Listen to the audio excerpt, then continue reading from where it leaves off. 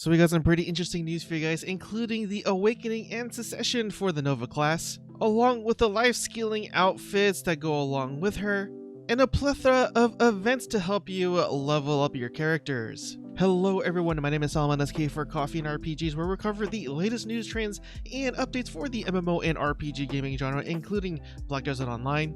And really quick before we begin, if you get anything out of this video, input the code BDOHPNY or Happy New Year, and you'll get Advice of Alex of +100, which is always nice. You also get 300 Cron Stones, a Santa hat, as well as 5 J Special Scrolls, as well as 100 Milk. That's kind of random to me, that last part, but hey, it's still awesome because it's a pretty scarce resource. But yeah, again, the code is BDOHPNY, and I will have this down in the description below if you just want to copy it and paste it to your account.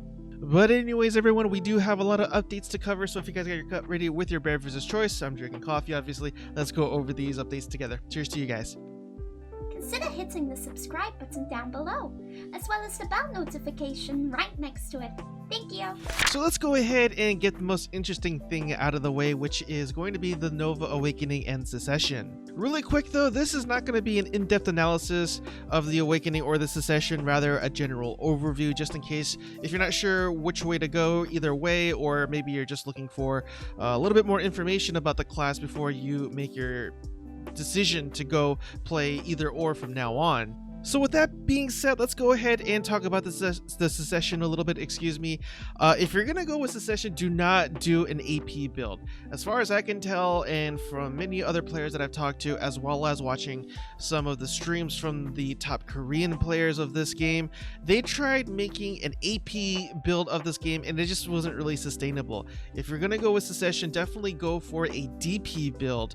Matter of fact, I think that's just the way the developers intended the Secession to play, because it has a shield and a mace, and I think they really wanted the class to play more like a tank than anything else.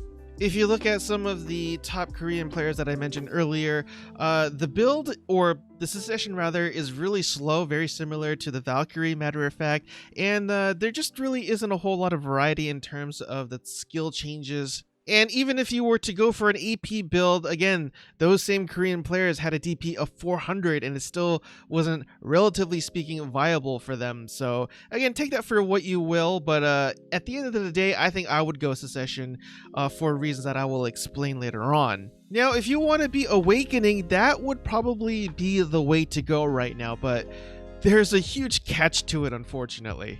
If you want to go with an AP build, definitely go with the Secession. It seems to be a lot better from what I can tell. Matter of fact, again, from doing my own research and talking to various people out there, you could argue, or I could argue in this case, that the Nova Awakening is by far the most difficult class to play so far in Black Desert Online if you want to play it to its fullest extent, utilizing all its kits, and yeah, if you just are going to try to be that top tier player, because it's very involved and there's just a lot of utilities and strategies and all that other stuff involved, and let me explain. So as it says here, the Awakening Nova also acquires a special resource called Star's Breath. So basically this is kind of like a second rage meter, just to kind of give you an analogy. Not exactly, but it fills up every time you hit an enemy. You don't receive any if you get hit yourself, so definitely keep that in mind. And continuing on, it says she'll be able to stack Star's Breath with every skill she uses, and this resource can be used to enable Guard, which is the buff that you get to give her explosive speed. So yeah, you'll be able to just have a reduction in cooldown for a lot of your Awakening skills. SA to iframe, huge changes to her dash ability, and yeah, it's pretty much giving her like Super Saiyan mode, to put it another way, I guess. But here's a sort of quote-unquote problem. You have to balance your skills and rotations around that Guard buff, and I believe the cooldown for this is like a few minutes, and so again, you kind of have to play around with grinding or PvPing around the fact that you have to take that into consideration to get to utilize her full effect. And so yeah, you're doing one rotation, but then you got to pop that in guard or certain buffs to be able to fully capitalize on her skills. And it's just so much moving around, so much rotations that you have to learn, and so much of her kit that you have to also learn before you go and fully do your rotations on your skills and stuff like that. I can't really explain how difficult just by words, how extremely difficult the class seems to be just by looking at some of the streams from the Korean players themselves. And so you could go ahead and check them out for yourself. Definitely head on over to Twitch, look at Black Desert Online, and see how some of the people play the Awakening class, and it's pretty intense, I will say that. On a scale to 1 to 10, relatively speaking, of course, with other classes, I'm seeing a lot of opinions saying that she's a definite 10.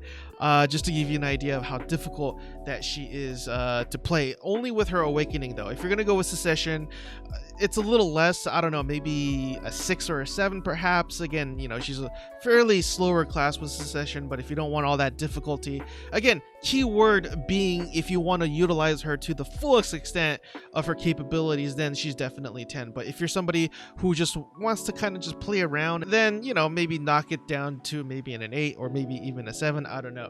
I've actually heard that the Awakened class being compared to a ninja, actually, but a ninja on crack.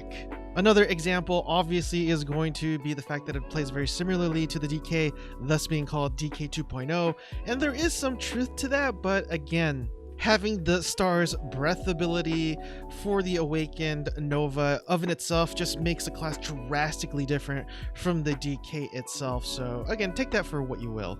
But in any event, I hope that really informs you on what to expect if you decide to go either way. So that's why I decided that if I'm going to play the class, I'm going to go with Secession, just because I don't want to deal with all that complications and difficulty. And really quick shout out to the guild Dandelion and one of the members named Squidlord for helping me put together this part of the video. I wouldn't be able to do this without their help, so I really appreciate that.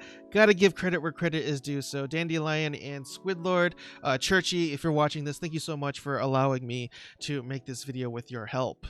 So let's go ahead and take it from the top with today's patch notes on January 6th, 2021. So we got 4 events going on right now, maybe 5 depending on how long or little you've played the game.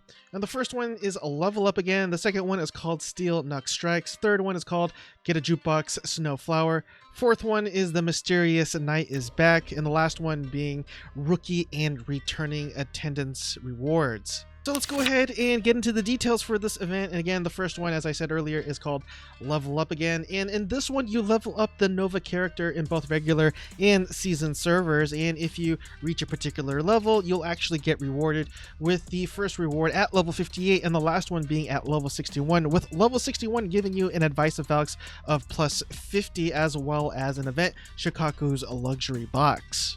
And the second event is called Steel Nux Strikes, and in this one you actually have a chance of having Steel Nux spawn and you talk to him, and you could actually give him a certain amount of energy, 20 being the lowest and 60 being the most. And if you give him the 60, it actually will be a much more difficult fight, but you'll get more slightly more rewards actually.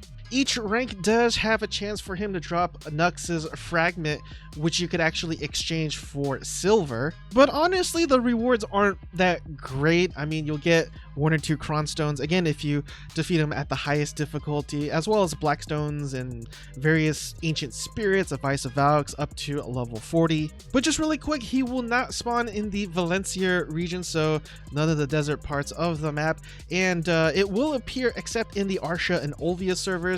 And if you are in the party, it won't spawn either. But if you don't want silver for Nux's fragment, you could actually accept a quest from the Black Spirit, in which case it will give you Kydix Crystal, or Kydix Crystal, however you pronounce it, as well as 100 contribution points. Now, to those of you, including myself, who are trying to nickel and dime their way to the top spot of whatever player housing rank that you are going for, they are giving us a jukebox called the Snowflower this time around. All you have to do is talk to the Black Spirit and accept the quest under events, I believe, and he will give you a quest chain that will reward you with that jukebox. I don't know how many player housing points it actually provides. I would guess probably anywhere between 100 to 200, but in any event, I'm really glad that they're trying to help us, to those of us who really try to RP and do player housing and stuff. Anyways. And for the fourth event, the Mysterious Knight is back, and to those of you who have been playing Black Desert for a while, know that this is an NPC that spawns randomly throughout the area, whom you could talk to get a bonus of a skill XP of 300%, which is always nice. And the next event here are for all the people who have recently purchased the game or who just haven't really been playing for a while, and that is the Rookie and Returning Attendance rewards that have been refreshed. And the Rookie Attendance rewards are given to the players who recently purchased the game within 30 days, and the returning rewards are for players who hasn't even logged in for more than 30 days. And so you got some extra bonus rewards for you if you are either of those. The Pearl's Blessing has also returned, so basically you actually get additional rewards the more pearls you spend. So the minimum amount is 500 pearls, in which case you would get 22 megaphones, item correction increase scroll for 60 minutes, you only get one of those, as well as one blessed message scroll for 100 minutes. And what's insane to me is that the top tier one is 100,000 pearls, and if my calculations are correct, that's $1,000. So if you spent $1,000 on the game, you get 500 cronstones as well as a value pack for 30 days, among other things. Again, not the most craziest rewards available right now, but again, if you come at it with a mentality that this is a complement to your purchases rather than a supplement, then I think it's not necessarily a bad thing. I guess it just really depends on mindset at this case, but yeah, I figured if you're willing to spend $1,000, you probably should get more than what's listed here, but that's just me.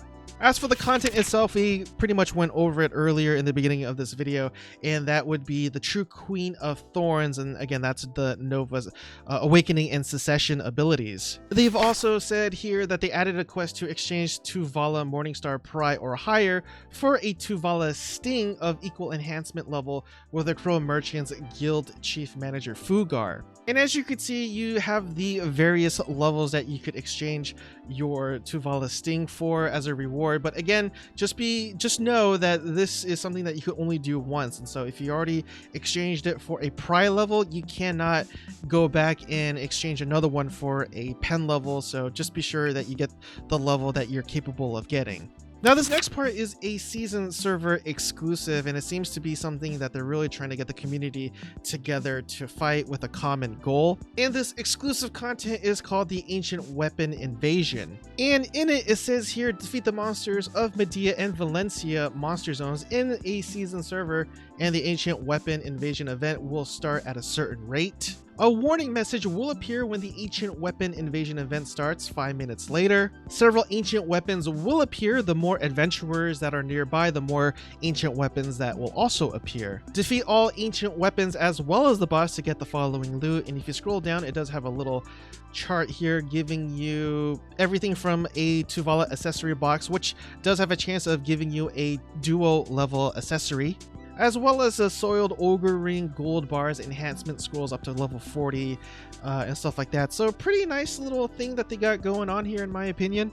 They've also added an exclusive Tuvala Red Battlefield as well, so you have to be a level 50 or higher to participate, but also be 200 AP and 250 DP or below. And along with that exclusive Red Battlefield, they have also included a new daily quests for the season characters who also participate called Join the Red Battlefield Season Daily. Now, there weren't a whole lot of class changes, but the main and biggest one being the Nova for obvious reasons, maybe more or less.